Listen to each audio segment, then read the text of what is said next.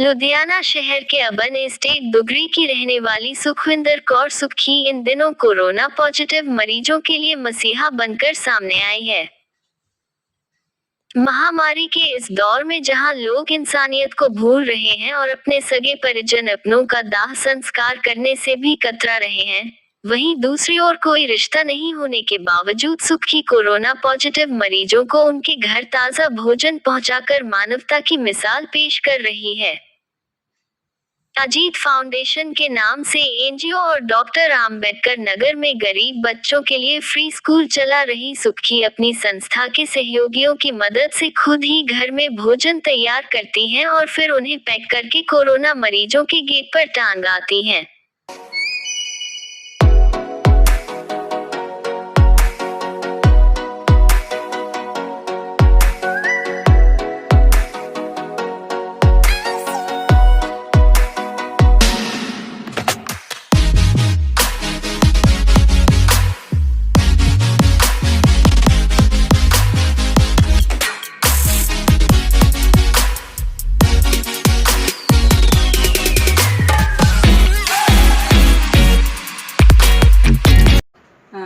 जीत foundation ਦੇ ਮਾਧਿਅਮ ਤੋਂ ਅਸੀਂ face 1 face 2 urban state Dugri ਦੇ ਵਿੱਚ, ਕਿਉਂਕਿ ਇੱਥੇ ਲਾਕਡਾਊਨ ਸੀਗਾ, ਇਹਦੇ ਮੱਦੇਨਜ਼ਰ ਮੈਂ ਦੇਖਿਆ ਕਿ ਕੋਵਿਡ-19 ਦੇ ਚਲਦੇ ਹੋਏ ਬਹੁਤ ਜ਼ਿਆਦਾ ਇਸ ਤਰ੍ਹਾਂ ਪਰਸਨਸ ਹੈਗੇ ਨੇ ਜਿਹੜੇ ਕੋਵਿਡ ਦੇ ਕਰਕੇ ਘਰਾਂ ਦੇ ਵਿੱਚ ਬੈਠੇ ਹੋਏ ਨੇ, ਲੇਕਿਨ ਉਹਨਾਂ ਨੂੰ ਇਸ ਮੁਸ਼ਕਿਲ ਦੌਰ ਦੇ ਵਿੱਚ ਖਾਣੇ ਦੀ ਬੜੀ ਪ੍ਰੋਬਲਮ ਹੋ ਰਹੀ ਸੀਗੀ।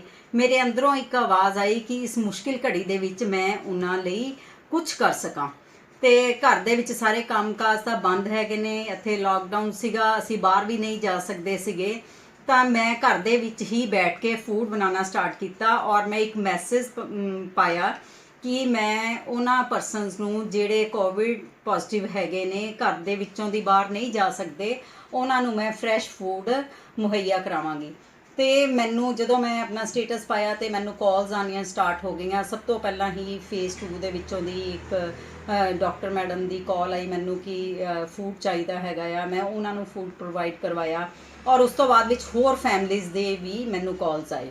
ਮੈਨੂੰ ਨਹੀਂ ਪਤਾ ਚੱਲਿਆ ਇਹ ਅਕਾਲ ਪੁਰਖ ਦੀ ਬਖਸ਼ਿਸ਼ ਹੈ ਕਿ ਕਿਸ ਤਰ੍ਹਾਂ ਲੋਕਾਂ ਨੂੰ ਪਤਾ ਚੱਲਿਆ ਔਰ ਮੈਂ ਘਰ ਦੇ ਵਿੱਚ ਬੈਠ ਕੇ ਬੜੇ ਹੀ ਸੱਚੇ ਮਨ ਦੇ ਨਾਲ ਉਹਨਾਂ ਨੂੰ ਇਹ ਜਿਹੜਾ ਖਾਣਾ ਆ ਉਹ ਬਣਾ ਕੇ ਦੇ ਰਹੀ ਹਾਂ, ਤਾਂ ਕਿ ਇਸ ਮਹਾਮਾਰੀ ਦੇ ਦੌਰ ਦੇ ਵਿੱਚ ਆਪਾਂ ਦੂਸਰਿਆਂ ਦਾ ਭਲਾ ਕਰ ਸਕੀਏ, ਕਿਉਂਕਿ ਇਹ ਟਾਈਮ ਕਿਸੇ 'ਤੇ ਵੀ ਆ ਸਕਦਾ ਹੈਗਾ।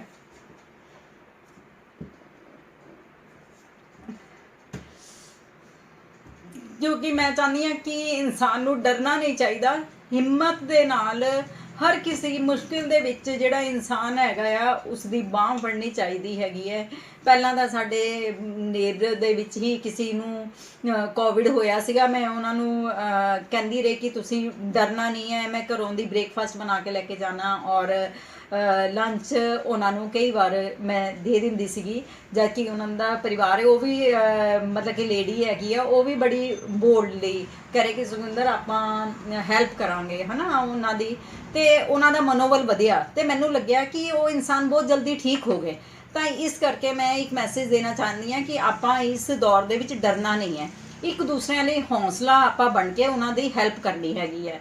ਅਤੇ ਮੈਨੂੰ ਲੱਗਿਆ ਕਿ ਜਦੋਂ ਆਪਾਂ ਥੋੜ੍ਹੇ ਹੀ ਦਿਨਾਂ ਦੇ ਵਿੱਚ ਉਹ ਪਰਸਨ ਜਿਨ੍ਹਾਂ ਨੂੰ ਦੇ ਕੋਲ ਅਸੀਂ ਪੋਜ਼ੀਟਿਵਲੀ ਜਾ ਕੇ ਉਹਨਾਂ ਨੂੰ ਸਪਲਾਈ ਕਰਦੇ ਰਹੇ ਔਰ ਉਹ ਠੀਕ ਹੋ ਗਏ, ਤਾਂ ਮੈਂ ਮਨ ਦੇ ਵਿੱਚ ਖਿਆਲ ਆਇਆ ਕਿ ਮੈਂ ਦੂਜੇ ਵੀ ਜੋ ਇੱਥੇ ਫੇਸ 1 ਫੇਸ 2 ਦੇ ਵਿੱਚ ਜੋ ਮੇਰੇ ਨੀਅਰ ਹੈ, ਜਿੱਥੇ ਤੱਕ ਮੈਂ ਜਾ ਸਕਦੀ ਹੈਗੀ ਹਾਂ, ਮੈਂ ਉਹਨਾਂ ਨੂੰ ਇਹ ਸੇਵਾ ਜ਼ਰੂਰ ਕਰਾਂਗੀ। ਅਤੇ ਮੇਰੇ ਮਨ ਦੇ ਵਿੱਚ ਇਹ ਖਿਆਲ ਆਇਆ ਔਰ ਜਦੋਂ ਤੱਕ ਮੇਰੇ ਵਿੱਚ ਹਿੰਮਤ ਹੈਗੀ ਹੈ ਮੈਂ ਇਹ ਸੇਵਾ ਕਰਦੀ ਹੀ ਰਵਾਂਗੀ। ਵੈਸੇ ਤਾਂ ਪਰਮਾਤਮਾ ਕੋਲ ਅਰਦਾਸ ਕਰਦੇ ਹਾਂ ਕਿ ਬਹੁਤ ਹੀ ਜਲਦੀ ਇਸ ਬਿਮਾਰੀ ਤੋਂ ਹਰ ਇਨਸਾਨ ਪੂਰੀ ਦੁਨੀਆ ਦੇ ਵਿੱਚ ਨਿਜਾਤ ਪਾਵੇ, ਇਹ ਖਤਮ ਹੋ ਜਾਣੀ ਚਾਹੀਦੀ ਹੈਗੀ ਹੈ।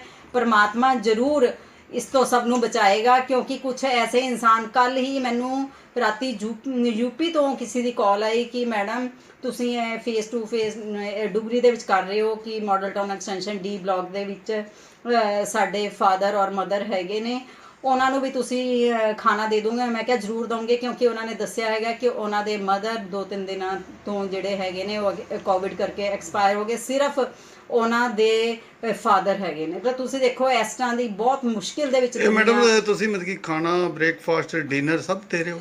ਹਾਂਜੀ, ਜੋ ਵੀ ਮੈਨੂੰ ਡਿਮਾਂਡ ਆ ਜਾਂਦੀ ਹੈ ਮੈਂ ਉਹ ਦਿੰਦੀ ਹਾਂ। ਬ੍ਰੇਕਫਾਸਟ ਜੇ ਕੋਈ ਮੰਗਦਾ ਹੈਗਾ ਬ੍ਰੇਕਫਾਸਟ, ਜੇ ਲੰਚ ਹੈ, ਡਿਨਰ ਹੈ। ਤੇ ਕਿੰਨੇ ਡਿਨਰ ਦੀ ਜ਼ਿਆਦਾ ਡਿਮਾਂਡ ਆ ਰਹੀ ਹੈਗੀ ਹੈ। ਲੋਕ ਡਿਨਰ ਸ਼ਾਇਦ ਮੈਨੂੰ ਲੱਗਦਾ ਕਿ ਲੋਕਡਾਊਨ ਕਰਕੇ ਨਹੀਂ ਕਿਸੇ ਪਾਸੋਂ ਦੀ ਮਿਲ ਪਾ ਰਿਹਾ ਹੋਣਾ ਹੈ। ਇਹ ਕਿੰਨੇ ਕੁ ਲੋਕਾਂ ਦੀ ਸੇਵਾ ਕਰ ਰਹੇ ਹੋ ਤੁਸੀਂ ਇਸ ਟਾਈਮ? ਕੋਈ ਜ਼ਿਆਦਾ ਨਹੀਂ ਜਿੰਨਾ, ਕਿਉਂਕਿ ਮੈਂ ਖੁਦ ਬਣਾ ਰਹੀ ਹੈਗੀ ਆ, ਤੇ ਇਸ ਕਰਕੇ 25-30 ਤੱਕ ਦਾ ਜਿਹੜਾ ਹੈਗਾ ਆ ਉਹ ਹੁਣ ਤੱਕ ਦਾ ਮੈਂ ਦੇ ਰਹੀ ਹੈਗੀ ਹਾਂ। ਕੋਈ ਸੇਵਾ ਦੀ ਮਤਲਬ ਕਿ ਤੁਸੀਂ ਕੋਈ ਚਾਰਜ ਵੀ ਕਰ ਰਹੇ ਹੋ? ਨਹੀਂ, ਕੋਈ ਚਾਰਜ ਨਹੀਂ ਕਰ ਰਹੇ। ਇਹ ਟੋਟਲ ਅਸੀਂ ਫ੍ਰੀ ਸੇਵਾ ਕਰ ਰਹੇ ਹੈਗੇ ਆ। ਪਰ ਮੇਰੀ ਇੱਕ ਫਰੈਂਡ ਜਦੋਂ ਅਸੀਂ ਦੇਖਿਆ ਜੇ ਸਟਾਰਟ ਕੀਤਾ ਸੀਗਾ, ਬਹੁਤ ਮੁਸ਼ਕਿਲ ਆ ਰਹੀ ਸੀ ਪੈਕਿੰਗ ਦੀ, ਕਿ ਸਮਾਨ ਬਣਾ ਤਾਂ ਲਿਆ ਪਰ ਉਹ ਪੈਕ ਕਰਕੇ, ਕਿਉਂਕਿ ਉਹ ਸਾਡੇ ਕੋਲ ਟਿਫਨ ਵਾਪਸ ਤਾਂ ਆਉਂਦੇ ਨਹੀਂ ਜਿਨ੍ਹਾਂ ਦੇ ਵਿੱਚ ਦੇ ਰਹੇ ਸੀ। ਜਿੰਨੇ ਕੁ ਤਾਂ ਮੇਰੇ ਘਰ ਦੇ ਵਿੱਚ ਸੀ ਮੈਂ ਨਿਕਾਲ ਕੇ ਪੈਕ ਕਰਕੇ ਉਹਨਾਂ ਨੂੰ ਦੇ ਕੇ ਆਈ। ਪਰ ਫਿਰ ਮੁਸ਼ਕਿਲ ਦੌਰ ਸੀ, ਤਦ ਤੱਕ ਸਾਰੀਆਂ ਸ਼ਾਪਸ ਵੀ ਬੰਦ ਸੀਗੀਆਂ।